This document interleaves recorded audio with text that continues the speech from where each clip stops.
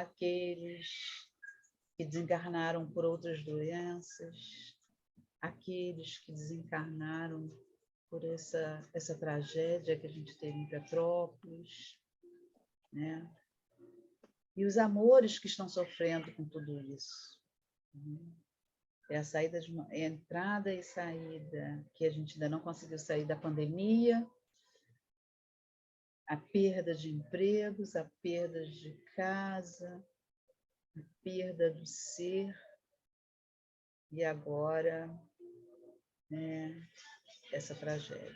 E a gente tem também uma iminência de uma guerra. Então, são muitas coisas acontecendo ao mesmo tempo nesse período, onde a espiritualidade precisa mais do que nunca de todas as nossas orações, a todo instante, a todo momento em que a gente ouvir, né, as notícias, a gente pare para orar, para emanar essa energia para esses irmãos, né, para os dirigentes das grandes nações, que tenham a possibilidade de sentar e conversar diplomaticamente, sem partir para a guerra. Então, pedimos também a permissão de elevar o nosso pensamento e emanar toda essa energia para todos esses acontecimentos que estamos passando no mundo, né? Pedimos a permissão e a presença de Dr. Bezerra de Menezes e toda a sua equipe de saúde que esteja conosco aqui hoje, né, nos acompanhando nesse trabalho, que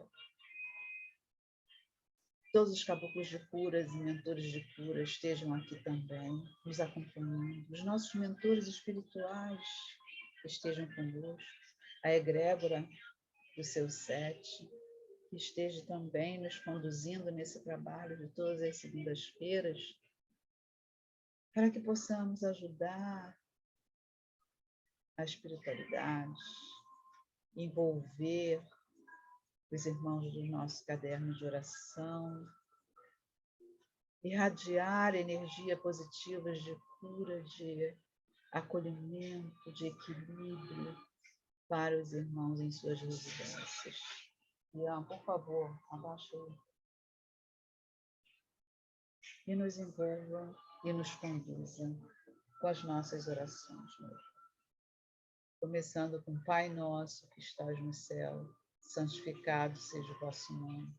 Venha a nós o vosso reino, seja feita a vossa vontade, assim na terra como no céu. O pão nosso de cada dia nos dai hoje. Perdoai as nossas ofensas, assim como nós perdoamos aqueles que nos têm ofendido. Não nos deixeis cair em tentação, mas nos livre de todo mal, que assim seja. Ave Maria, cheia de graça, o Senhor é convosco. Bendito sois vós entre as mulheres. Bendito é o fruto que do vosso ventre nasceu, Jesus. Santa Maria, Mãe de Deus, rogai por nós, pecadores, agora e na hora do nosso desenlace, que assim seja. Prece de Cáritas. Deus nosso Pai, que sois todo poder e bondade, dai força àqueles que passam pela provação, dai a luz àqueles que procuram a verdade, pondo no coração do homem a compaixão e a caridade. Deus, dai ao viajor a estrela guia, dai ao aflito a consolação e ao doente o repouso. Pai, dai ao culpado arrependimento, dai ao espírito a verdade, a criança o guia, o órfão o Pai. Senhor, que a vossa bondade se estenda sobre tudo o que criastes. Piedade, Senhor, para aqueles que vós não conhecem, e esperança para aqueles que sabem. Que a vossa bondade se estenda sobre tudo o que criastes. Deus, dai-nos força de ajudar ao progresso, a fim de subirmos até vós. Dai-nos a caridade pura. Dai-nos a fé e a razão. Dai-nos a simplicidade que fará de nossas almas um espelho, onde refletirá a vossa divina imagem, que assim seja. Nosso Pai, o Mulu e a Baluaê, pedimos perdão e a bênção a Totô, meu Pai. Em sua misericórdia infinita, dai-nos a saúde plena, ajuda a curar as doenças e dá o alívio às dores carnais e espirituais. Pai amado, a Totô, ajuda aqueles que padecem sem medicação, ajuda aqueles a que a medicina não encontrou a solução para a cura. Acolha-nos, poderoso Pai. Afasta-nos de nós aqueles que desejam a destruição da nossa saúde e a devastação espiritual. Dai-nos força para vencê-los em espírito, meu Pai. Mantenhamos-nos fortes e firmes nos caminhos difíceis e sinuosos que são os caminhos da vida eterna. Pai, nos proteja, nos envolva, nos fortaleça a cada dia, a cada momento. E principalmente neste momento, onde estamos aqui, emanando as energias positivas de amor, de compreensão, de paz, para todos os irmãozinhos que estão no nosso caderno e os nossos irmãozinhos que estão sempre aqui conosco, ouvindo as nossas palavras, ouvindo as nossas orações, para que possa ajudá-los nas suas caminhadas espirituais. Pedimos agora, meu Pai, que envolva esses irmãos do nosso caderno e vá fazer a visita espiritual para cada um deles, em suas residências, nos hospitais, aonde estejam neste momento. Pedimos por Nilza Julião da Rocha, Richard da Rocha, Cecília Amara da Rocha, Giovana da Rocha, Gabriela da Rocha, Tiago da Rocha. Residem na Avenida Brás de Pina, 1406, Vila da Penha. Pedimos Rafael Lázaro de Souza, Ana Paula Lobo, Domilson Silva Pereira, Caio Elídio Azevedo, Maria da Paz Miranda Pereira, Gabriel Jorge Lira da Silva, Adalberto Jorge da Silva, Carmen Simone Lira da Silva, Florence Cristine Alves, Daniel Brasil, Carolina Maria Alves Brasil, Regina Alves, Eni Alves, Rayane Alves de Freitas Laureano, Clévio de Oliveira, Cátia Regina Lira, Maria Regina Lira, Carlos Alberto de Souza Batista, Ana Carolina Silva Pinto, Severino Soares da Silva, Robson Nunes de Oliveira, Ana Paula Guiar de Oliveira, Luísa Fulânia Guiar de Oliveira, Gustavo Odária Guiar de Oliveira e Cecília Guiar de Souza, que residem na Rua Sibéria 147, Bangu. José Carlos da Rocha, Linhares, Ricardo Afonso de Sá, Selmi Vicente Ferreira, Ana Beatriz de Sá Almeida, Isabela de Almeida Constantino, que residem na Rua Coronel Moreira César, 126, 1502, Icaraí, Niterói. Rafaela Nunes de Assis, Hélio Ferreira de Azevedo, Heitor Ribeiro de Castro Coimbra, Jaumir dos Santos Pires, Célia Regina Lira, Robespierre Pacheco Rodrigues, Jéssica de Souza Rodrigues, Vitória Regina de Souza, Maria do Carmo Silva Ramos, Valmir de Souza Ramos, Wanda Maria de Carvalho Rosa, Maria Eduarda de Andrade Rodrigues, Raquel de Carvalho Guedes Gonçalves, Fábio Isidoro Monteiro, Aline Carulho, João Gabriel Chavinhas, Thalia Alves Marvão, Roberto Marvão, Damásia Maria Barbosa Pereira, Matheus Henrique Lira e Silva, Neide Nunes Barradas, Paulo Muniz, Solange Alves da Cruz, Mariana Alves Marvão, Maria Antônia Soledade, Tertuliano Soledade Vilar, Jurema Severino de Araújo, Arlindo Francisco Gonçalves, Maria Helena Bonfim, Vera Lúcia Neto da Silva Nunes, Alzira Helena Lira, Isa Carla Chaves Pinheiro, Cideia Batista Gonçalves, Valéria de Barros Pereira, Maria Rita Rodrigues Medina, Sueli Freitas de Pinho, José Luiz Guimarães, Ana Maria Silva Guimarães, Isa Cristina Batalha de Andrade, Maria Flor de Andrade dos Reis, Ian de Jesus Alves, Laudelina da Costa Ribeiro, que reside na Rua Comandante Júlia de Moura, 61, 201, Bloco 2. Cristiano Carvalho, João Moreira, Fernanda da Silva Nogueira, Leonardo de Araújo, Carlos Araújo, Luciana Araújo, Daiana Esteves Cardoso Araújo, Jonas Esteves Ângelo Rodrigues, Nayara Tayana Nunes Viana Agra, Tiago César dos Reis Silva, Bianca Marinho de Melo, Quinger de Melo, Sabrina Silva de Sá de Andrade Borges,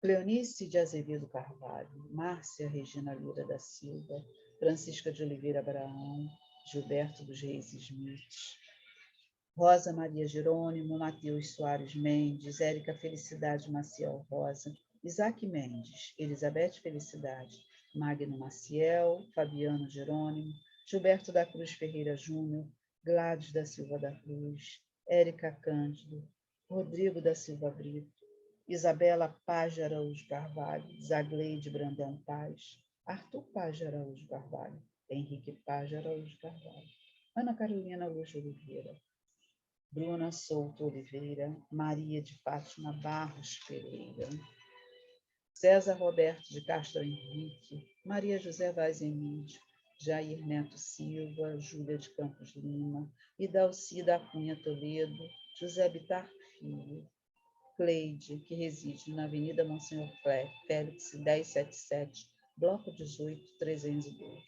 Giovana Leite dos Santos, Karen Veiga dos Santos, Caio dos Santos Vitalino, Maria da Glória Veiga dos Santos, Maria do Socorro Vilar Rodrigues, Francisco Carlos de Oliveira Abraão, Maria Valdeires Vera da Silva, Inês da Silva Barbosa, Ângela Mateus de Oliveira, Áurea Reis da Silva, Valdemira Oliveira de Sá, Sandra de Carmo Oliveira Rangel, Sueli Oliveira Rangel, Iracema Forni Vieira, Sebastião Cândido da Silva Filho, Claudici Lopes Pinheiro, que residem na rua Mândio 244, Fundos Irajá, Simone Fontinelli dos Santos, Rodrigo Ramos Lima, que reside em São Gonçalo, Jamerson Martins dos Santos, Luciana Oliveira dos Santos, Marcelo Gomes, que reside na comunidade do Amorim Manguinhos, Paulo Garrido, Samuel Alves, Andréia de Barros Severino, Geusa Teixeira da Neves, Rúbia Consuelo Pereira Nazário, Luiz Augusto dos Santos Silva, Sara Alves da Cruz, Laura Soares Pires Rosa, Tatiana Antonini, Sobral Cunha de Jesus, Ielda Lieiros de Lima, Ana Carolina de Azevedo Guedes, Maria Nazaré Rochete de Sá, reside na Avenida Braz de Pina, 1390, 501, Vila da Penha. Tiago Assunção Barros, Maria Luísa Lira, Deise da Cruz, Valdir Cardoso Pires, Luci Alves, Luiz França, Maria José Correia, Maria Luísa de Andrade Oliveira, Isabel Cristina Ferreira da Cruz, Chiara Alves, Amineles, Terêncio dos Santos, Amarilis Rodrigues de Souza, Larissa Rodrigues de Souza, Rua Engenheiro Castro Lobão, 169, Caxambu. Ângel Dúcio Nóbrega de Barros, Jaqueline Leiros Pereira Fontinelli, Raquel Leiros Nunes Galeia, Antônio Ceci Pereira Nunes Galeia, Milena Rafaela de Aquino Silva,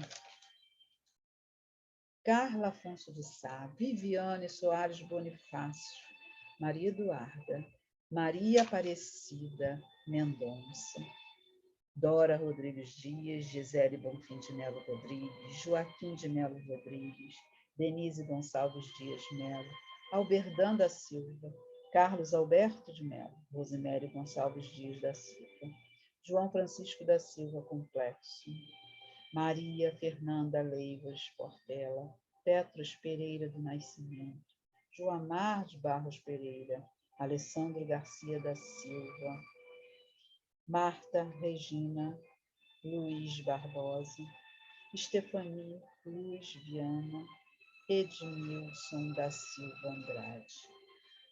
E a todos nós que aqui estamos presentes, e aqueles que não puderam chegar por qualquer motivo, olhe pelos nossos irmãos nos hospitais, aqueles que foram acometidos pela tempestade, pela chuva temporal em Petrópolis, que os fortaleça nesse momento. Todos aqueles que estão se movimentando para ajudar esses irmãos de Petrópolis. aos irmãos que ainda estão hospitalizados pela Covid e os irmãos que lá estão trabalhando para cuidar desses irmãos, aos nossos irmãos que estão morando nas ruas, aos irmãos que estão nas penitenciárias, aos irmãos que estão em abrigos, aos irmãos que estão circulando por todos os lugares. Envolva cada um de nós no seu amor, meu Pai. Nossos mentores espirituais, que nos fortaleça a cada dia, a cada momento, nos ajudando, nos mostrando qual é o melhor caminho a percorrer. Desenvolva a cada dia com as suas luzes de amor, as suas energias de paz, de tranquilidade e equilíbrio. Pedimos neste momento, Dr. Bezerra de Menezes, todos os mentores de cura, todos os caboclos de cura, que depositem em nossas águas os nossos medicamentos, nossos bálsamos medicamentosos que necessitamos para as nossas dores materiais e espirituais, que possam nos equilibrar, amenizar tudo aquilo que estamos sentindo, clarear nossas mentes, nos fortalecer enquanto espírito para caminharmos nessa nossa vida. Tudo que necessitamos esteja depositado em medicamento em nossas águas, que assim seja. Graças a Deus, graças a Deus, graças a Deus. Em nome do Pai, do Filho e do Espírito Santo. Que assim seja.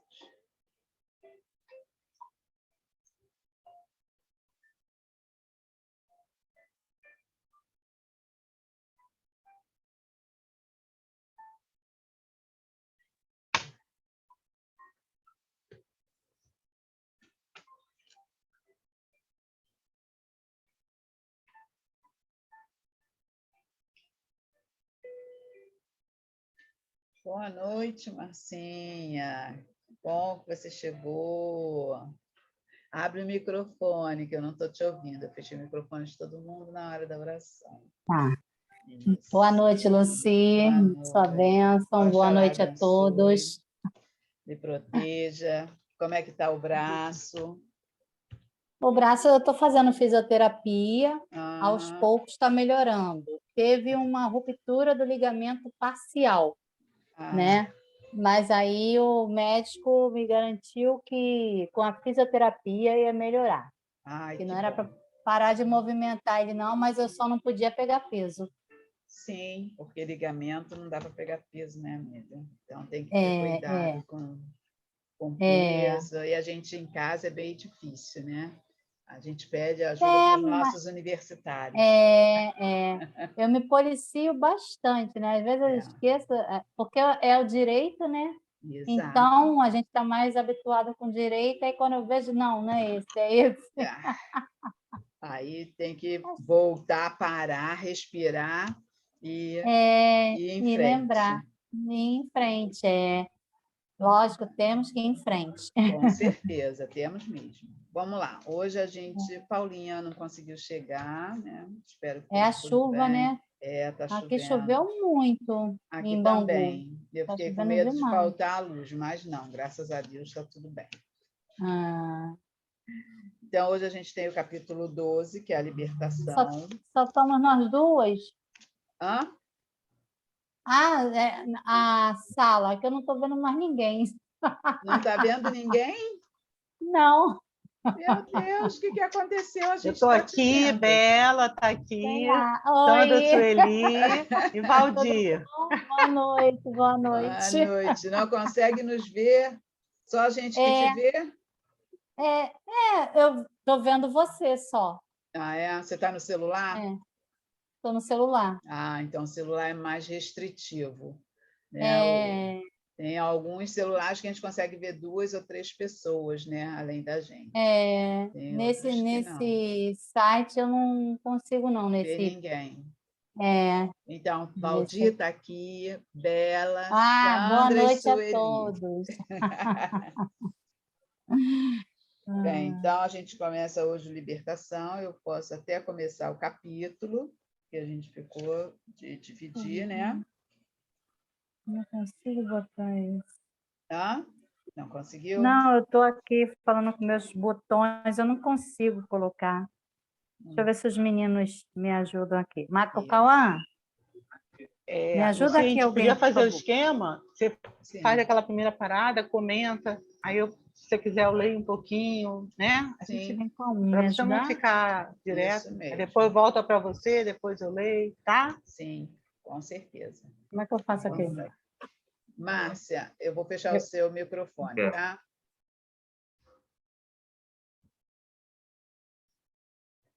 Vamos lá.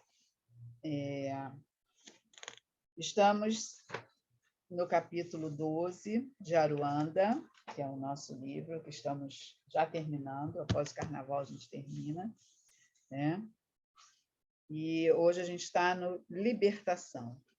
Depois de toda aquela movimentação de Vovó Catarina, Pai João, né?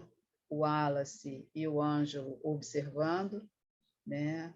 Onde eles conseguiram tirar o irmão de lá, daquele laboratório, levar o espírito. Vocês estão conseguindo me ouvir bem? Não? Espera aí, deixa eu ver aqui. Vou aumentar um pouco mais. Vê se melhorou. Sandra Sueli, melhorou? Melhorou? Tá. Porque estava um pouco baixo. E aí eles levaram o espírito do irmão, que eles conseguiram tirar lá do laboratório, e levaram para uma casa espírita, né? Com a ajuda dos caboclos, né? Dos caboclos comandados por Tupinambá, os Piruá, né? Eles conseguiram levar, desorganizar tudo aquilo que estava acontecendo, né? E o corpo do irmão continua em coma. E agora a gente vai acompanhar para saber o que vai acontecer com essa, quando os magos negros, né, descobrirem que o irmão, o espírito do irmão não vai estar mais lá, né? Então, vamos lá. Nossa caravana de estudos se dirigiria agora a um agrupamento espírita. Lá deveríamos tratar do companheiro recém-liberto, do laboratório dos cientistas e tomar algumas providências para evitar que aquele lugar pudesse continuar a ser utilizado para a prática do mal. Mas como fazer isso? Já presenciara a ação de entidades especializadas no mal e vira como os bons espíritos, com o auxílio de médios desdobrados, destruíram as bases das sombras. Mas ali as coisas eram diferentes. Havia uma estrutura técnica e, provavelmente, um potente campo de força envolvendo o lugar. Notei esse fato em razão do cuidado de pai João e vovó Catarina. Adensaram ainda mais sua aparência perispiritual e também nos incentivaram a fazer o mesmo. Caso houvesse um campo de força envolvendo a região astral, onde se localizava o laboratório, eu sabia que o procedimento adotado pelos pais velhos era o mais correto. É que, vibrando numa frequência superior, qualquer tentativa de penetrar no ambiente poderia ser captada como um impulso de uma dimensão maior. Apenas isso já seria o suficiente para que os hábeis cientistas voltados ao mal pudessem saber que sua base estava sendo invadida. Por outro lado, ao adensarmos o perispírito de tal forma que a vibração das células dos nossos corpos espirituais se assemelhassem à daquela equipe de técnicos do astral, seríamos confundidos com o próprio pessoal que operava naquelas profundezas. Admirei a sabedoria de Pai João e Catarina. Ao nos indicarem a necessidade da redução vibratória, além disso, havia outro fator que confirmava minhas suspeitas em relação à atitude de nos limitarmos a destruir aquele laboratório. quando o companheiro que estava prisioneiro naquela base umbralina ia ser libertado, vovó Catarina reagiu ao meu impulso de conduzi-lo ao corpo físico. Fez menção a um potente campo de força envolvendo o perispírito do rapaz. Ainda não havia presenciado um caso como este. Desejaria muito saber qual o procedimento indicado e, mais, como se daria a ação desse chamado campo de força individual, que envolvia o perispírito desdobrado do rapaz. Afinal, seu corpo permanecia em coma no hospital da cidade. Em meio a esses pensamentos, quando deixávamos aquelas cavernas, foi que percebi o companheiro Alice tocando-me de leve e chamando minha atenção para o que sucedia ao redor. Notei uma movimentação muito grande, ocorrendo na região próxima à crosta. Em toda a montanha, em meio às árvores da Mata Atlântica, notava algo que me lembrava uma estratégia de guerra. Por outro lado, vindo das nuvens, portanto das regiões superiores, uma multidão de índios, espíritos silvícolas, se posicionavam em meio às árvores e em torno da entrada da caverna, na qual se localizava o laboratório. Eu já vira uma movimentação semelhante em outra oportunidade, mas ali ocorria algo um tanto quanto diferente. Contavam-se os milhares os espíritos silvícolas. No entanto, encontravam-se em completo silêncio, agrupados em batalhões, na mais perfeita disciplina. Acima de nós, uma entidade irradiava intenso magnetismo. Apresentava-se todo paramentado de forma a lembrar os antigos guerreiros apaches. Essa a ideia que se registrou em minha memória espiritual. O espírito flutuava em meio às formações e à multidão de índios desencarnados. São os tupinambás, falou o Pai João. São os meus guardiões favoritos, competentes quando se trata de anular a ação das trevas. São profundos conhecedores da magia da natureza, hábeis manipuladores de ectoplasma e também do bioplasma, retirado das plantas e ervas, que pertence ao reino de Oxóssi, como diriam os amigos umbandistas. Eles invadiram o laboratório para destruí-lo e aprisionar as entidades que lá se encontravam. Por ora, meu filho, explicou o Pai João, eles ficarão de prontidão, apenas aguardando o momento propício para agir. Quando o Pai João terminou de falar, o guerreiro Tupinambá, que pairava acima de nós, flutuou em nossa direção e saudou. João Cabu. Oi, Pai João, e também os outros espíritos da nossa caravana. Salve, meu pai, falou o espírito Tupinambá. Estamos a postos com os índios puris flecheiros e os puris de aldeia. Mais além, nossos amigos caiçaras aguardam suas orientações. Por que, caboclo? Respondeu o Pai João. E, indicando determinada direção, continuou. Quero que os puris de aldeia vasculhem aquele lugar.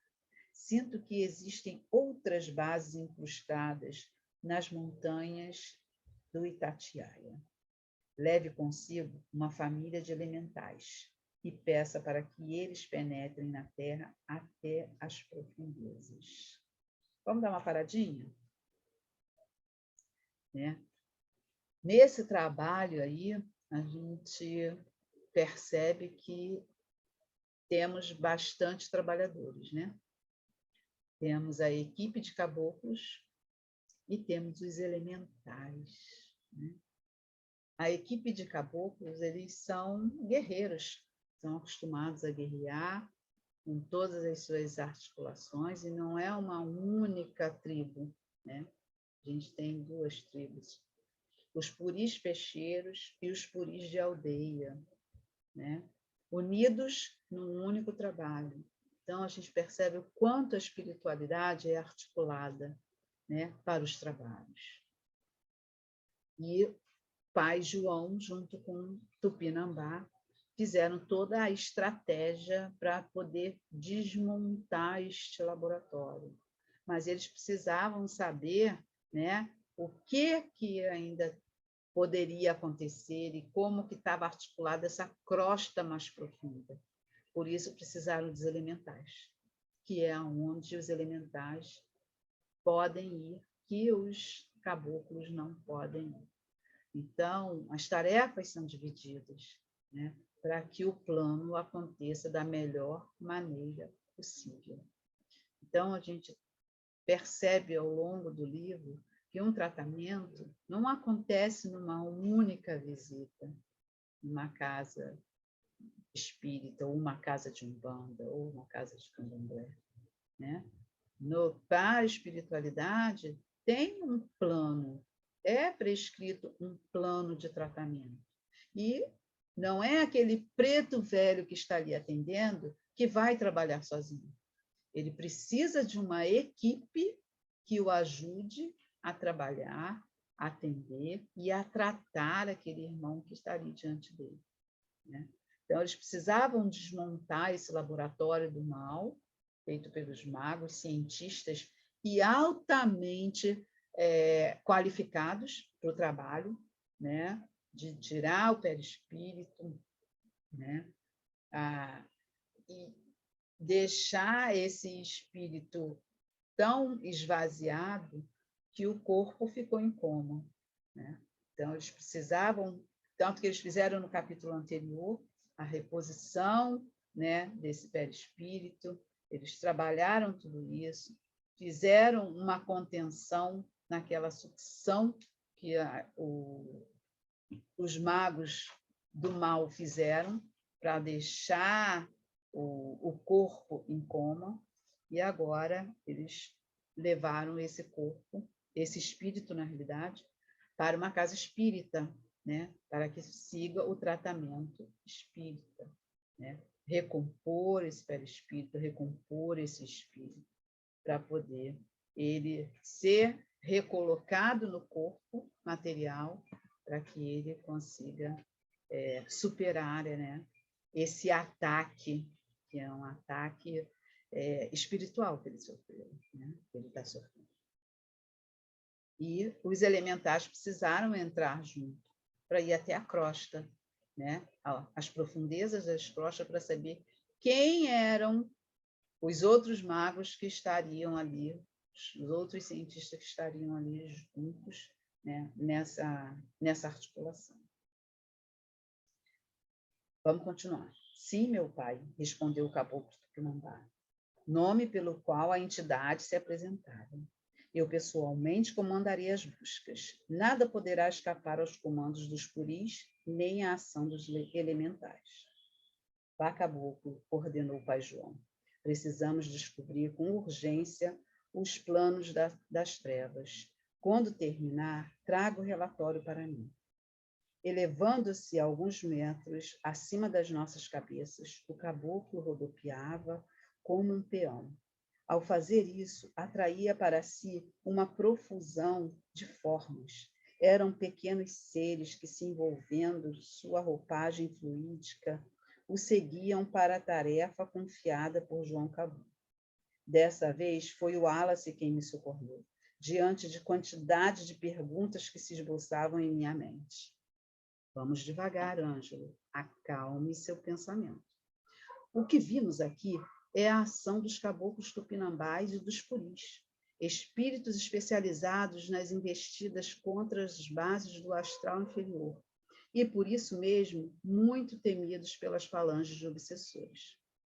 O velho cacique Tupinambá, que está à frente dessas legiões, é antigo iniciado asteca que coordenou durante várias encarnações o culto do sol. Depois, reencarnou na América do Norte como um chefe de uma das tribos indígenas na época da colonização pelo homem branco. Em outra ocasião, teve um papel importante no seio das tribos tupinambás, em terras brasileiras. Foi então que se transformou numa espécie de lenda viva em meio a seu povo.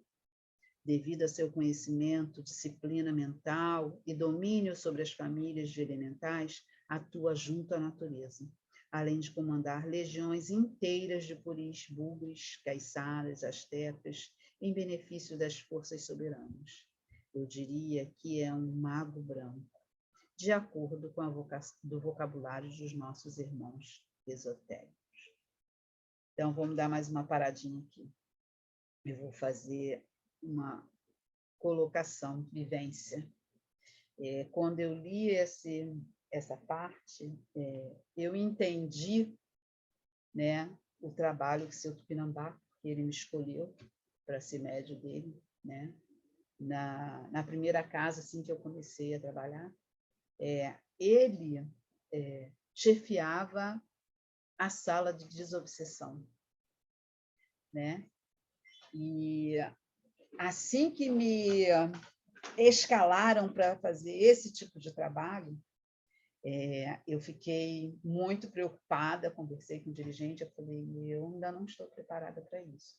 E ele falou assim para mim, mas o seu caboclo está preparado para isso. Então, se doe e deixe que ele trabalhe, né?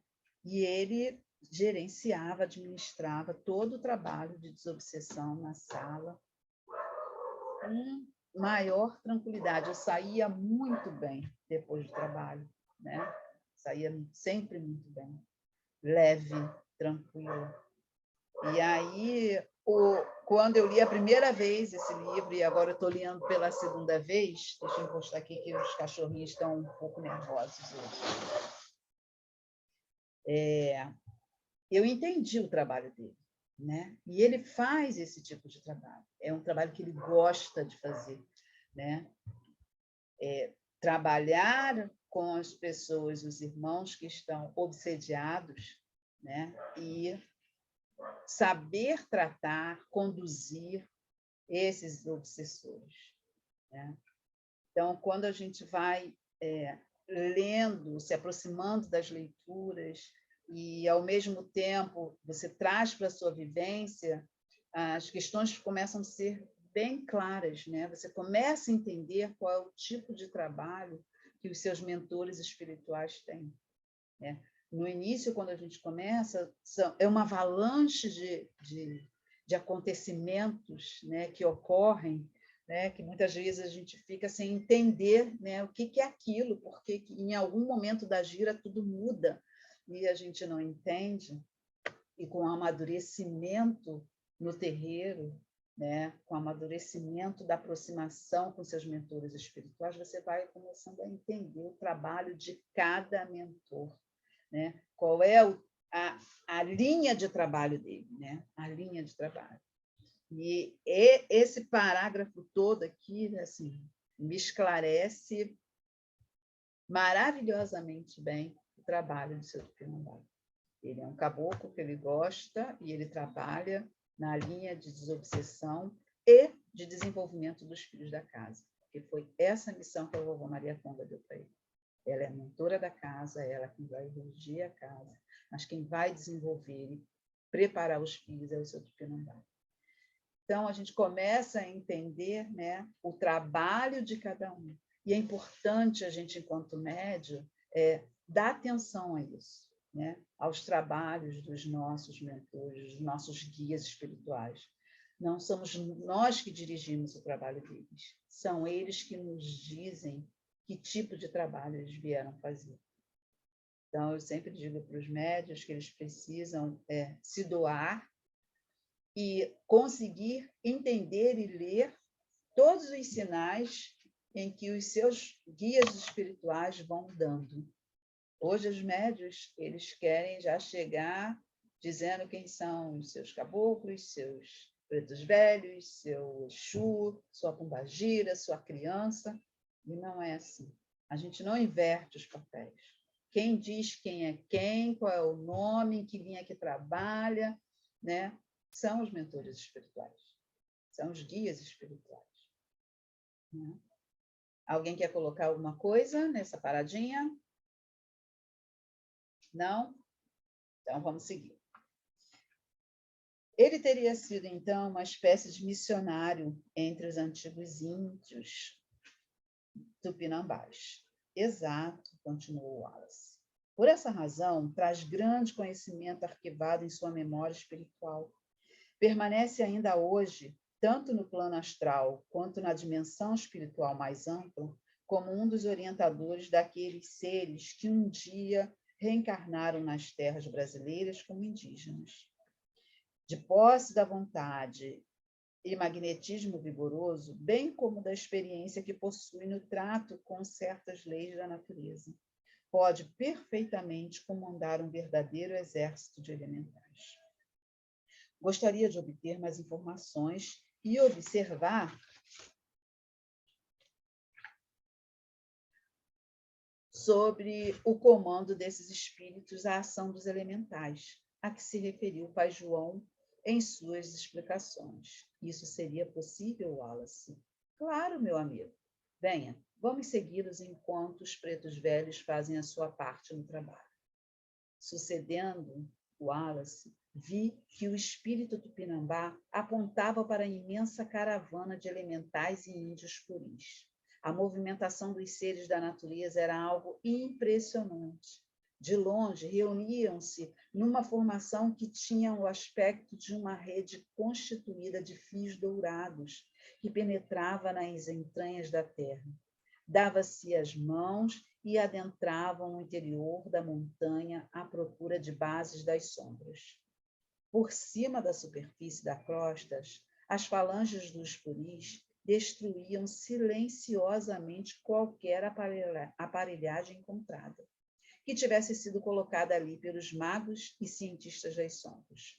Faziam uma varredura sobre toda a montanha e nada parecia escapar aos seus sentidos aguçados.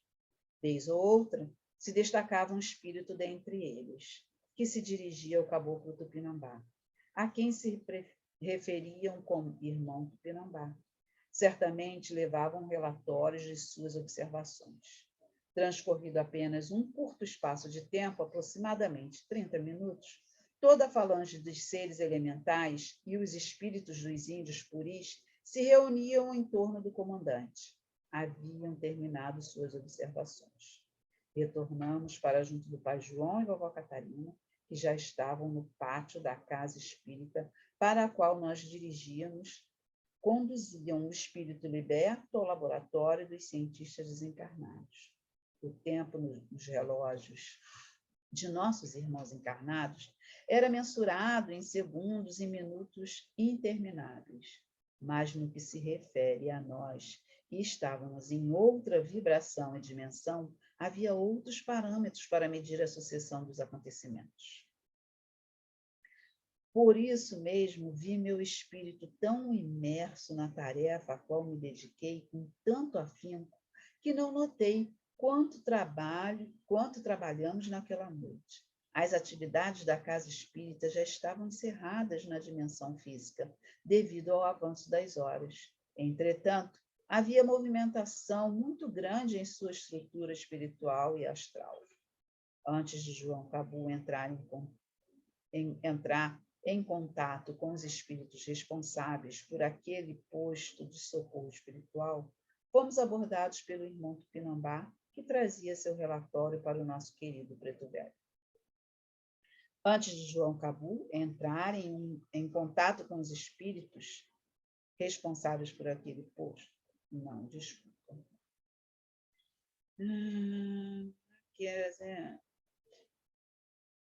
É salve, né? Que salve. Salve. Novamente. Saudou Quer dar novamente uma paradinha, não? Hã? Quer trocar um pouquinho comigo? Tá. Deixa eu terminar. Salve. Saudou novamente o espírito que se apresentava com aparência perispiritual mais simples, sem o aparato externo do guerreiro. O que me traz, caboclo? Já temos o relato minucioso a respeito da ação das entidades do mal. Os espíritos puris estão espalhados por toda a montanha e concentrei a ação dos elementais no ponto mais alto do pico do Tatiaia. De lá, partem comandos para o interior da terra, os quais começam a desfazer as ligações elétricas dos aparelhos instalados no laboratório central. Os puris desativam pequenos campos de força que camuflam o acesso a outros laboratórios que, como meu pai previa, descobrimos em toda a extensão da montanha. Ao todo, quantas bases das sombras encontraram? 5 bases, meu pai, respondeu Tupinambá. No entanto, não há como desativar essas bases sem a ajuda de médios. Eles têm campos de força ligados diretamente ao núcleo planetário. Precisamos de ectoplasma e de energia nervosa humana para liberar inteiramente essas ligações elétricas que alimentam a rede de laboratórios. Amanhã teremos ajuda, respondeu João Caboclo. Quando os médios desta casa se reunirem no plano físico, teremos os recursos de que necessitamos. Por ora, é preciso que continuem em guarda a postos. Ah, meu pai, retornou o caboclo respeitoso. Temos mais algumas observações. Fale, meu filho. Os puris descobriram com seus sentidos aguçados que em um dos laboratórios existem duplicatas astrais de diversos traficantes e também de personalidades influentes da sociedade e da política do Rio de Janeiro. Acredito que os magos e cientistas estão utilizando esses duplos ou clones astrais para indução hipnótica. São dezenas deles. Destaquei um comando dos puris para seguir as pistas energéticas desde a base dos cientistas até as pessoas que são comandadas hipnoticamente à distância. A João afastou-se um pouco do emissário Tupinambá e se colocou numa posição pensativa. Parecia que estava se comunicando mentalmente com alguém muito longe. Retornando para o espírito, ele o dispensou, recomendando logo em seguida: não percam de vista esses redutos das sombras. Precisamos desativar o maior número possível desses laboratórios. Até amanhã à noite. Fiquem apenas observando. O Tupinambá levitou dali, rumo aos seus irmãos, que o aguardavam para continuar sua tarefa. Esbocei uma pergunta mental e pai João, como que conhecendo meus pensamentos, se adiantou antes mesmo que eu verbalizasse aquilo que me incomodava. O caso é grave, meus filhos. Não podemos ficar mais apenas nas observações. Percebemos orientações do alto para desativar a rede de operação das trevas. Os espíritos infelizes planejam algo assustador. Criaram as duplicatas astrais de marginais, representantes de comandos de extermínio da capital carioca e de homens ligados ao governo. Caso levem o termo seus planos, esses companheiros encarnados que já sofrem um processo obsessivo intenso serão transformados em marionetes vivas nas mãos dos espíritos sombrios. Pretendem um domínio ainda mais completo sobre os encarnados aos quais se vinculam. Precisamos intervir urgentemente. Fiquei imaginando as proporções que poderiam ser atingidos com a interferência direta das entidades diabólicas. Se no cenário atual, os traficantes e marginais, tanto quanto os homens, que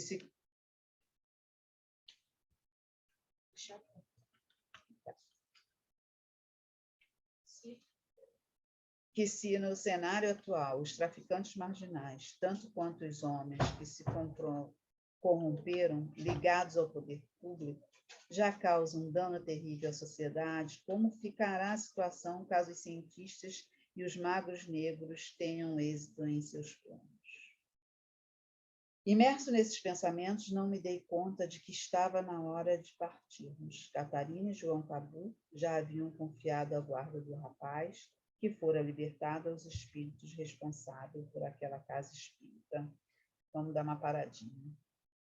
Gente, a gente fazendo essa leitura, né, e trazendo para o nosso para o nosso dia a dia, para o nosso atual, né?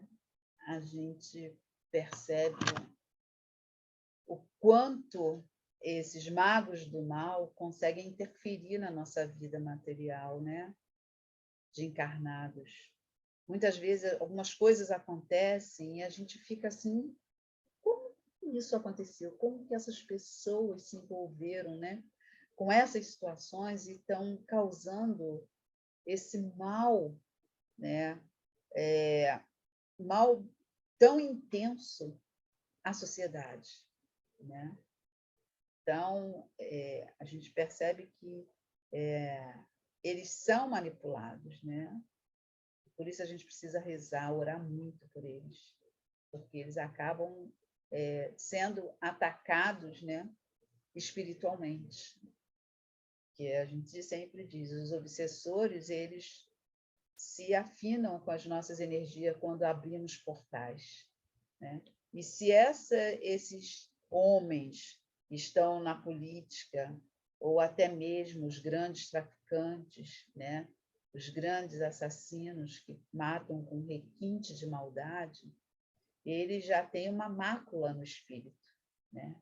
Eles já têm um espírito maculado. Então, eles abrem portais para que esses magos do mal possam potencializar toda essa maldade, né? E fazer com que essa sociedade encarnada, né, esses espíritos encarnados, sofram muito mais do além do que aquilo que ele poderia sofrer, né? E eles são bem articulados, né? Completamente articulados. E muitas vezes até os próprios familiares, às vezes, não entendem porque os seus amores acabam se envolvendo, né? Nessas situações de maldade, né? De crime, né? E os políticos, né? Estão ali para nos representarem e não para nos usurparem, né? Não para nos deixarem sem estar protegidos dos nossos direitos, né? Até porque são os nossos impostos, os nossos salários que pagam os salários deles, para que eles possam nos defender, nos dar as nossas condições viáveis de vida social. E aqui a gente percebe o quanto isso é articulado na instância espiritual do mal. Então, a partir daí você pode ir, Bela. Eu acabei lendo quase tudo. Abre o microfone, Bela. Eu fiquei tão impressionada que vai entrar a vovó Catarina agora, né? Ou não? Espera aí. Já causando na sociedade, como ficará a situação caso os cientistas e os magos negros tenham êxito em seus planos? Imerso nesses pensamentos, não me dei conta de que estava na hora de partirmos. Vovó Catarina e João Cabu já haviam confiado a guarda do rapaz que fora libertado aos espíritos responsáveis por aquela casa espírita. Por ora, falou vovó Catarina, nosso protegido ficará repousando aqui, enquanto seu corpo físico permanece em coma no hospital. Amanhã, durante os trabalhos mediúnicos, veremos o que pode ser feito pelo nosso irmão. Embora não houvesse movimentação alguma aos olhos do plano físico, havia uma intensa atividade do lado de cada vida. Muitas equipes socorristas iam e vinham, ora trazendo entidades para serem assistidas, ora saindo a campo para levar os recursos terapêuticos que seriam ministrados a seus tutelados. Meditando em todas as implicações do enredo no qual nos víamos envolvidos, fui surpreendido pelo companheiro Wallace. Veja, Ângelo, viemos numa caravana de estudos e agora teremos de estudar ajudando. A lei da vida funciona assim. Não há como manter os braços cruzados ou nos dedicarmos exclusivamente à aquisição de conhecimento, sem nos envolvermos. Para amar e crescer, é preciso se envolver. Por falar em envolvimento, Wallace, desejo comentar, principiei. Estou impressionado com a ação dos pretos velhos, pai João e vovó Catarina, bem como dos caboclos índios em toda essa empreitada. Nunca imaginei que pai João e vovó Catarina trabalhassem de modo tão intenso. Não que os imaginasse repousando, você me entende. Refiro-me à natureza das atividades desempenhadas por eles. Nem mesmo sabia que possuíam tão grande ascendência em relação à legião de espíritos conhecidos como caboclos e também sobre os seres elementares. Isso é algo que merece consideração, Ângela. Por trás da aparência simples de um preto velho ou de uma preta velha, há uma sabedoria ancestral camuflada com a postura do velhinho desencarnado. Tal coisa é assim para não nos ofuscarem com sua grandeza moral, para que não nos sintamos humilhados ou diminuídos diante da tamanha experiência. São muitas vezes espíritos muito capacitados e experientes, possuidores de uma disciplina mental de causar inveja. Desse modo, preferem se disfarçar na figura de pais velhos como tais realizam um trabalho em prol da civilização, que é pouco conhecido pelos companheiros espíritas e mesmo por muitos umbandistas. Evidentemente, apenas porque determinado espírito se apresenta com essa roupagem fluídica, não quer dizer que demonstre elevação real. Há embusteiros em toda parte, e generalizações a favor ou contra são perigosas. Isto é, vale o princípio geral, não rejeitar nem seguir cegamente nenhum espírito, seja preto velho ou não. O ideal é analisar suas comunicações com bom senso e sem concepções pré-concebidas, como recomendou Allan Kardec. Vamos dar uma paradinha? Eu acho que essa Vamos. observação é bem interessante, né? Quando ele fala aqui dos espíritos embusteiros, é que a gente precisa ter cuidado mesmo, porque mesmo se apresentando às vezes como um preto velho, como um caboclo, ou até mesmo como uma criança, quando ele diz embusteiro, é que pode ser um espírito zombeteiro, porque ele é capaz de fazer isso. Ele é capaz de enganar, se passar por, né? Então, a gente tem sempre que ter um olhar mais crítico, né? Saber a coerência de que coerência é aquela que aquele espírito que está diante de você, que está lhe tratando, lhe cuidando, né?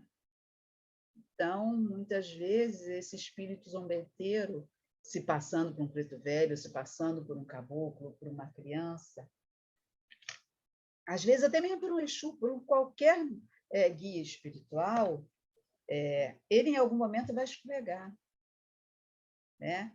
Ele vai deixar algum rastro de fora que a gente percebe, né, que não é aquele espírito real.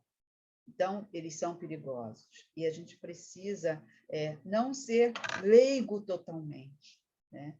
Por isso, precisa, mesmo enquanto assistente, precisa ler, estudar, entender, né?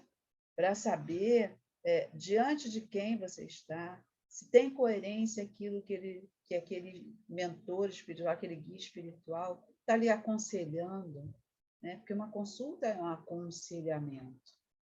Consulta com um guia espiritual é um aconselhamento.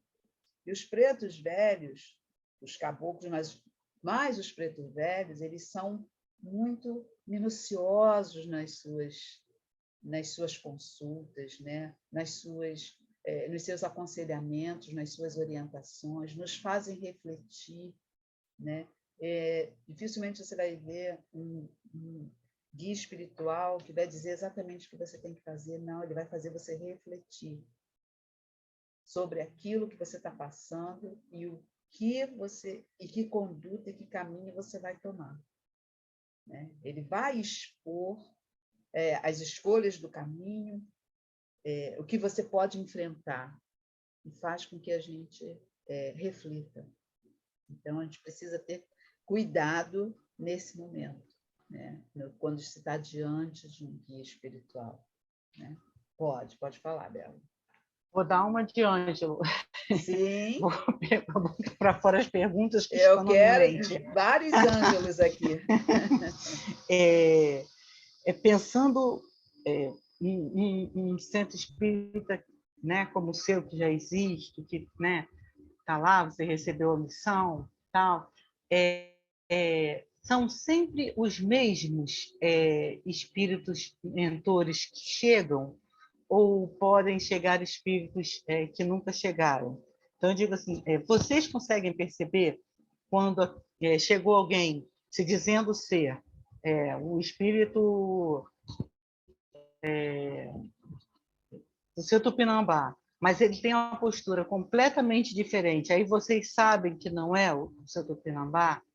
É assim que funciona? Sim. Porque eu imagino que para uma pessoa é assim que funciona, porque para uma pessoa da audiência, ela não vai saber nunca se é um zombeteiro ou se não é.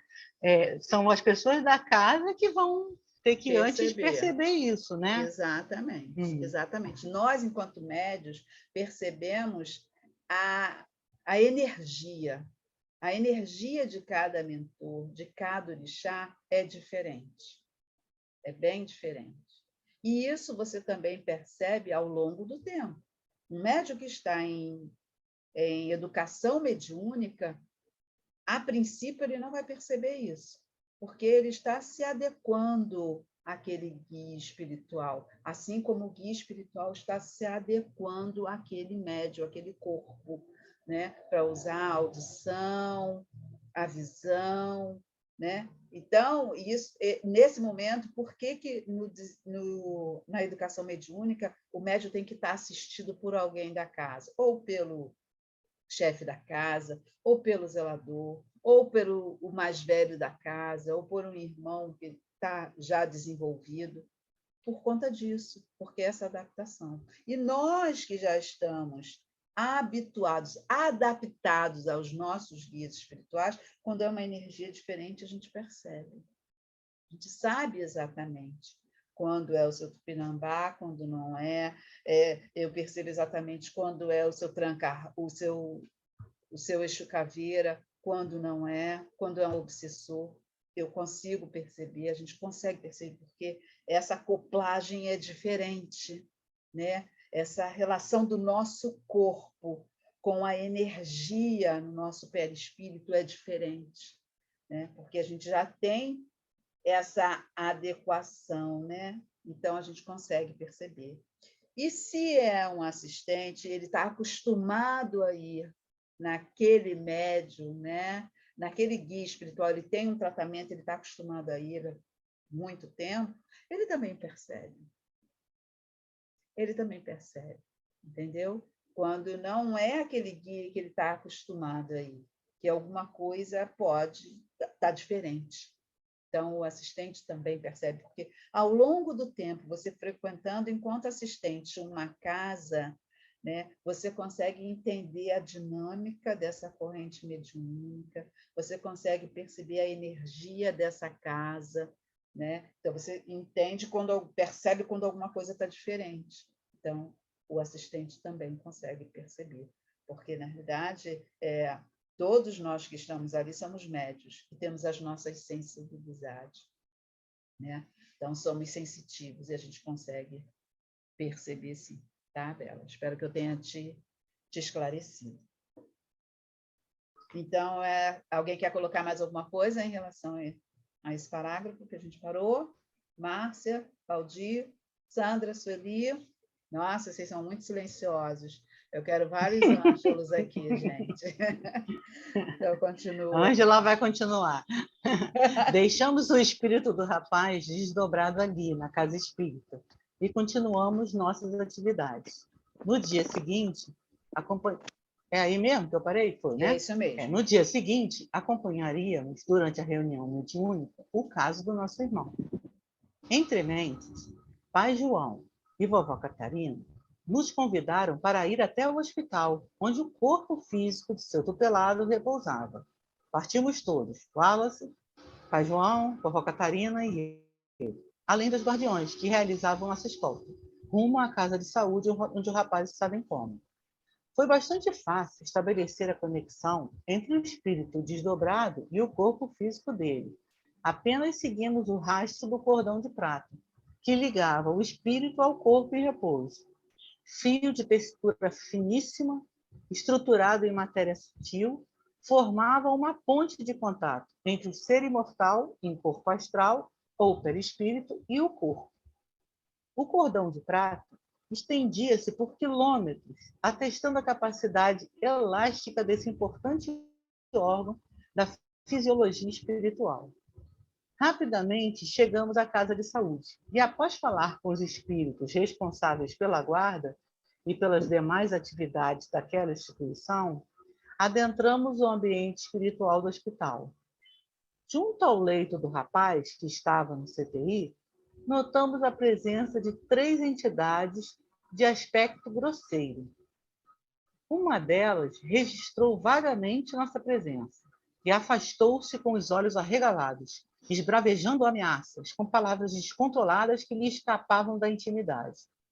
Os demais, arredios, pressentindo que algo fora de seu planejamento ocorria ali, afastaram-se alguns metros, não obstante, com a mente nublada, logo retornassem para a sua vítima, cujo corpo estava estendido sobre o leito, ligado aos diversos aparelhos.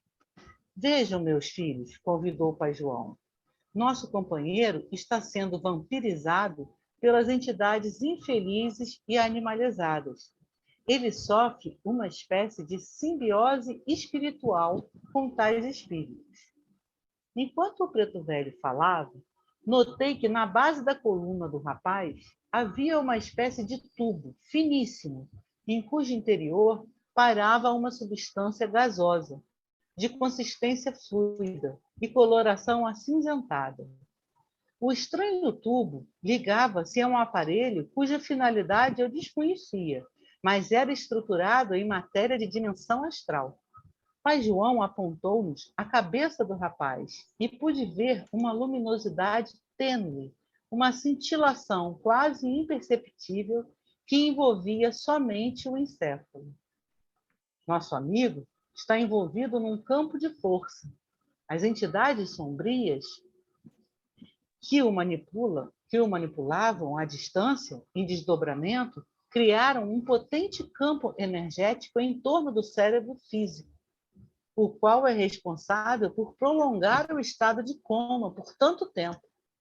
Quanto ao tubo que se liga à base de sua coluna, estendendo-se pelas ramificações do chakra básico, é uma providência diabólica para absorver do corpo debilitado toda a cota de vitalidade que for possível. Assim procedendo, as entidades vampirizadoras impedem que os medicamentos ministrados pelos médicos produzam o efeito desejado. Após breve pausa, que aumentou o efeito de suas palavras, o pai, João, concluiu: trabalhemos, meus filhos. É hora do torno de nosso irmão. Vamos É dar do uma retorno? paradinha. Do retorno? Não, da liberação do nosso irmão. Aqui está escrito turno. Torno. Eu entendi que era retorno. Tá. Não, Então vamos liberação. lá. Pode parar. A gente começou. Vamos lá, voltando lá naquele fio prata, né? Extenso. Essa é a ligação do nosso corpo físico com o nosso espírito. É que nem o cordão umbilical da mamãe com os filhos, né? É ali a alimentação do corpo físico com o corpo material, né? E foi, né, nessa linha tênue, que é uma linha bem tênue, né? A encarnação do desencarne e vice-versa, né? Que alimenta o espírito, junto ao corpo. E os nossos irmãos magos do mal já tinham outros aparelhos, né? Que era para tirar toda a energia vital desse corpo, desse espírito. Então, eles estavam bloqueando, né? Tanto que ele já estava em coma muito tempo e os médicos não conseguiam êxito no tratamento, porque faziam tudo para esse corpo material funcionar e reagir e sair do coma, mas os magos do mal estavam, pelo outro lado, na parte espiritual, retirando tudo aquilo, tirando toda a energia vital desse corpo material, do espírito, né? Então, estava uma briga muito séria, né? Até que os nossos irmãos do bem perceberam, né? E levaram esse espírito para a casa espírita, para ele ser trabalhado, renovado, renovar toda essa energia espiritual para poder fazer a acoplação do corpo. Mas para fazer essa acoplação do corpo, eles têm que desmontar, né, toda essa articulação do mal, até para que os remédios funcionem, para que esteja de novo essa acoplação do espírito com a matéria, né? E quando isso não acontece, é quando a gente desencarna. Entenderam? Então, vamos ver aí como é que o pai João e a avó Catarina vão libertar esse nosso irmão. Alguma dúvida? Querem levantar alguma questão? Esses três que estavam, espíritos que estavam lá, era como se fossem uns vigias que os espíritos malignos colocaram lá, né? Isso, exatamente. Os cientistas que estavam lá, né, que acoplaram tudo isso, né, toda essa sucção da energia vital. Né? Muitas vezes a gente se sente assim em alguns momentos, né? Tem momentos da vida que a gente sente assim, estou sem energia. Né? A gente tem obsessores que fazem isso, que sugam. Os obsessores sugam as nossas energias vitais, que é a energia do nosso espírito. Por mais que às vezes a gente tente reagir, que você tente fazer alguma coisa, você se sente sugado. Por isso que em alguns momentos, quando a gente vai ser atendido num ponto de luz, que é uma casa umbandista, espírita ou candomblessista, ou até mesmo a igreja, né, qualquer templo religioso, né, precisa ter esse planejamento de trabalho e de cuidado. Então, quando a gente está falando da Umbanda, quando a gente vai à Umbanda, quando você é atendido ou pelo caboclo, ou preto velho, ou até mesmo pelo Exu, eles fazem esse planejamento. Né? Primeiro, eles começam com socorro imediato, precisam de socorro imediato. Né? Quebrar um pouco essa energia densa que está sugando a sua energia vital, para que eles tenham tempo para articular os outros trabalhadores para fazerem os trabalhos devidos, desmontar o que é necessário, orientar. Hoje a gente não percebeu que a gente não consegue desmontar isso só conversando com os obsessores. Né? A gente precisa de um trabalho muito mais profundo. Né? A gente precisa desarticular toda a tramóia, todo o planejamento, né? Para poder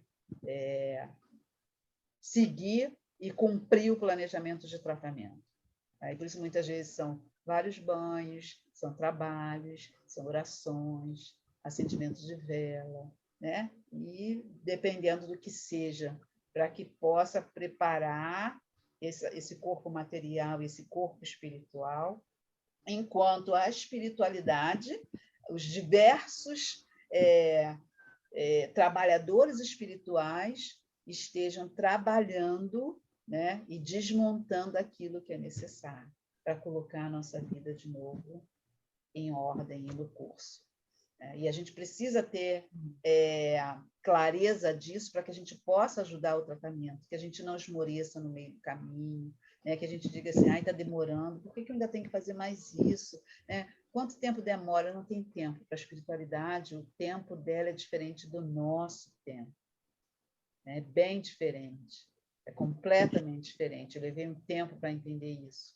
Né? Então, esse trabalho da espiritualidade é o que para a gente pode ser assim, você vai numa sessão de Umbanda durante 30 dias, mas durante 30 dias a gente não bate todos os dias. Né? A minha casa bate de 15 em 15 dias. Né? Outras casas batem segunda, quarta e sexta, 2 dias na semana, 3 dias na semana. Então, depende do seu tratamento. Então, para que tenha essa sintonia entre o cuidado imediato do socorro e o cuidado efetivo da espiritualidade. Tá bom? Vamos continuar? Alguém quer levantar mais alguma coisa? Não? Então vamos. Atento a cada detalhe da situação, vi quando o pai João tirou de um bolso, que até então eu ignorava, um objeto pequeno que lhe cabia na palma da mão. Entregando-o a mim, o material, logo após meu contato, desdobrou-se numa rede finíssima, mais parecida com uma malha, que brilhava intensamente. Assim que eu e o Wallace esticamos a rede de matéria plástica astralina, pai João nos pediu para envolver o leito em que o corpo do pobre rapaz repousava. Delimitamos o espaço em torno da maca, enquanto os guardiões, orientados agora pelo espírito que se identificava como Sete, recolhiam as entidades grosseiras que encontramos no ambiente assim que chegamos. Na verdade, eles pareciam não entender o que se passava. Os guardiões os prenderam em potentes campos de contenção, formados imediatamente sob o comando de Catarina, que estalava os dedos no ar, ao mesmo tempo em que de suas mãos desprendiam-se faíscas de energia. Estas aglutinavam-se no espaço, formando um campo vibratório. Dentro desse campo, os guardiões mantinham as três entidades animalizadas que se debatiam aos berros. Pai João, para nossa surpresa, afastou-se um pouco do corpo que permanecia em coma sobre o leito e vi se moldar na matéria astral a forma de uma machadinha, semelhante àquelas utilizadas pelos índios americanos em suas caçadas. Um instrumento inusitado que João Cabu segurava em sua mão direita brilhava suavemente, enquanto o preto velho mirava o campo de força em torno da cabeça do rapaz que auxiliava. Estupefato, não compreendi direito o que se passava. Enquanto tentava entender o que ocorria ali, pai João, brandindo o instrumento, literalmente arremessou-o em direção ao campo de força que envolvia nosso protegido. Raios e faíscas foram projetadas na atmosfera em torno, sem, contudo, ultrapassar os limites da rede fluídica que o Wallace e eu estendemos ao redor da cama. Correntes elétricas pareciam percorrer o corpo do rapaz estendido no leito, principalmente a região do córtex cerebral. O estranho fenômeno durou aproximadamente 1 minuto. Depois, parecia que tudo havia voltado ao normal, ao que era antes. Pai João, entretanto, não tirava os olhos do rapaz e nos fez um gesto para aguardarmos. Alguns segundos após tudo haver se aquietado, vi que o campo de força que envolvia o corpo físico na maca inchou-se lentamente até explodir. Nesse exato momento, os instrumentos do CTI, que estavam ligados ao corpo, começaram a dar sinais de uma atividade diferente. O corpo físico do rapaz parecia reagir e começou a se mexer. A princípio, somente as mãos, e depois um suspiro forte, prolongado, escapou-lhe da boca. Pai João finalizou a intervenção realizada ao desligar com as próprias mãos os tubos implantados na região da coluna, liberando completamente o corpo físico do nosso irmão. Nunca havia presenciado uma situação semelhante a essa. Ainda atônito com o que assistira, a do pobre rapaz... A liberação do pobre rapaz, aqui falta a palavra liberação. Fui socorrido pelas elucidações de vovó Catarina. Nosso irmão, ainda em coma, estava sob intensa ação das entidades que atuavam no laboratório que visitamos. Enquanto seu perispírito se mantinha prisioneiro na base das sombras, os cientistas perversos criaram um campo de força em torno do cérebro físico do rapaz com o objetivo de impedir que os recursos médicos fizessem efeito. A equipe médica do hospital já estava desistindo, pois havia feito de tudo para trazê-lo de volta do coma. Todas as tentativas foram frustradas. O aparelho criado pelas entidades do mal, que estava ligado ao chakra básico, tinha a função de extrair o fluido vital de nosso irmão, enquanto as entidades, aprisionadas pelos guardiães, se encarregavam de vampirizar tais energias.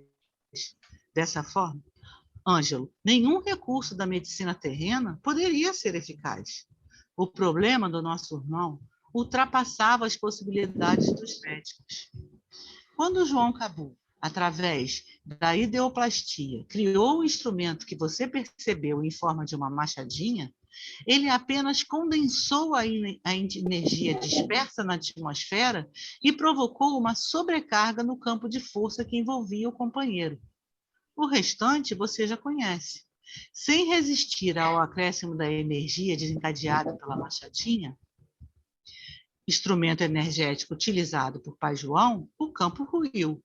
Agora, meu filho, os médicos que cuidam de nosso rapaz terão sucesso, muito embora não encontrem explicações científicas para as reações tão repentinas de seu paciente. Assim mesmo, terão êxito no que diz respeito ao tratamento do corpo físico. E o fato de o perispírito permanecer desdobrado, internado lá, no centro espírita, que influência terá sobre o tratamento? Bem, Ângelo, esse é outro caso. Fisicamente, nosso amigo terá uma melhora, ou seja, uma resposta apreciável ao tratamento médico. Porém, o perispírito dele ainda está envolvido em outro campo, criado pelas entidades do mal, que se utilizavam dele. Esse tipo de campo de força que tem em seu interior o campo espiritual de nosso irmão, só podemos desativar numa reunião mediúnica, o que ocorrerá amanhã. São necessárias as energias dos encarnados, associadas aos nossos recursos, a fim de destruir o campo que o envolve. Embora ainda se encontre em coma, o rapaz apresentará a visível melhora do ponto de vista físico, como já dissemos. Entretanto, somente após a desestruturação do campo de retenção, na reunião mediúnica, ele acordará definitivamente. De qualquer forma, você pode reparar como a resposta atual, mesmo inexplicada, já é suficiente para animar a equipe do hospital. Vamos parar por aí? Vamos, porque senão vai ficar muito cansativo. Vai ficar o capítulo 12 é bem grande. É bem grande. Márcia, posso contar com você na próxima, para terminar o capítulo 12? Abre teu microfone.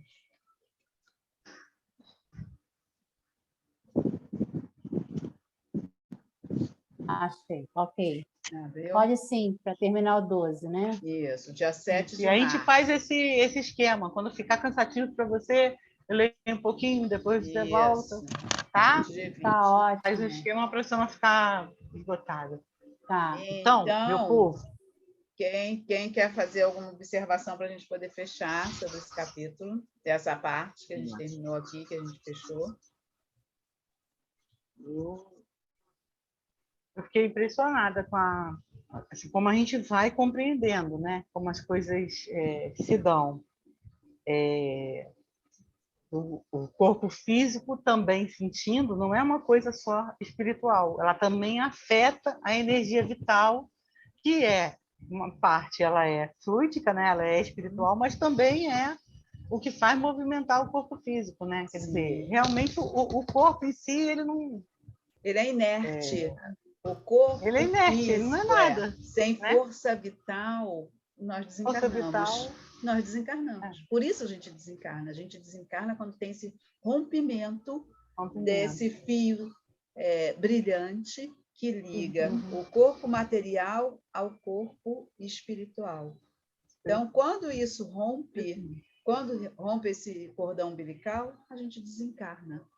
E quando ele se alimenta, quando a gente está para nascer, reencarnar, né? Que a gente está lá na barriga da nossa mãe, que foi agraciada e aceitou nos receber, né? Acolhendo-nos no seu útero, é esse amadurecimento, né? Do corpo material com o corpo espiritual, é essa adaptação para que possa ter... A gente tem vida. No momento que a gente...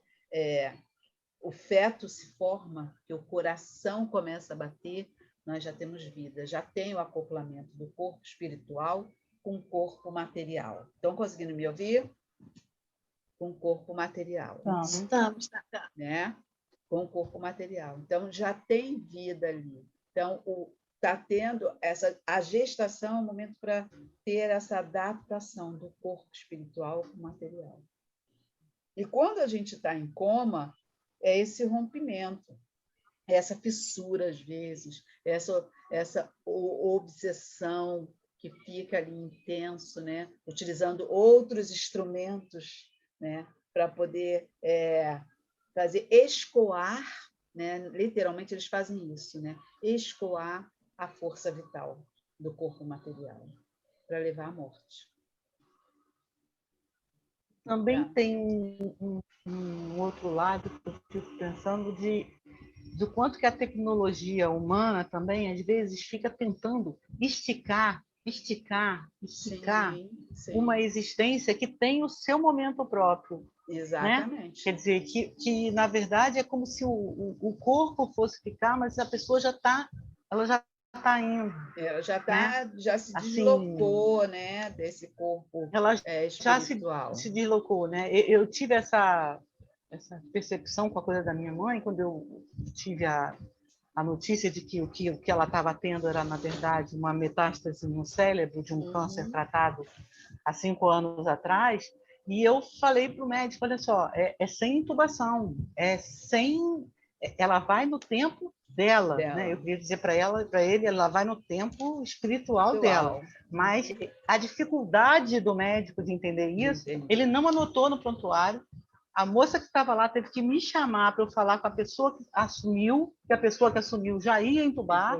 E aí eu cheguei correndo e falei para ela, de perna quebrada, né? Não foi correndo, foi andando, mancando.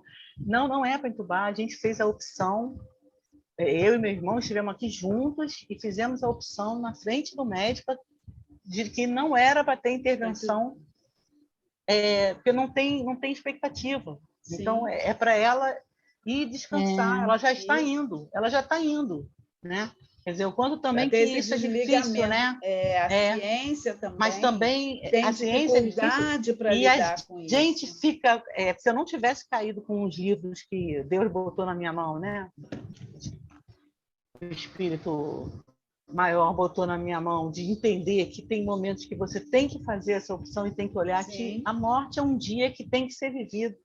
Né? Assim, porque na verdade é tudo mais, né? É todo mais, é o desencarne, é todo a continuidade, né?